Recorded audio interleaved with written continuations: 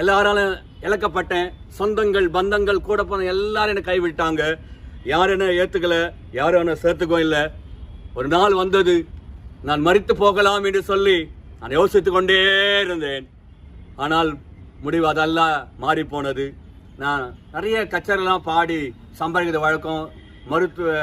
மருத்துவமனையில் அங்கே முன்னால் எங்கெங்க கோயில் முன்னாலாம் போய் பாடுவோம். அது மாத்திரம் இல்லாமல் மருத்துவங்கள்லாம் போய் பாடுவோம். அது மூலம் சில காசுலாம் கிடைக்கும். நிறைய பணம் வந்துச்சு, நிறைய செல்வாக்கு வந்துச்சு. ஆனால் நோ யூஸ், வாழ்க்கையில் எந்த பிரயோஜனமும் கிடையாது. என்னைக்கு என் ஆண்டவராகி இயேசு நான் ஏற்றுக்கொண்டேனோ அன்னைக்கு வாழ்க்கை மாற ஆரம்பித்தது. உங்களுக்கு பார்ப்ப ரொம்ப சந்தோஷம். எங்களை பார்க்க ரொம்ப சந்தோஷப்படுறேன். அதே சமயம் நான் இருக்கிற இந்த நிலைமைக்கு உருவா காரணம் என்ன, வேற யாருமே கிடையாது. என் தகப்பனாகி இயேசு ஒருவர் மட்டுமே. ஏன் சொன்னா எல்லாரும் என்ன பண்ண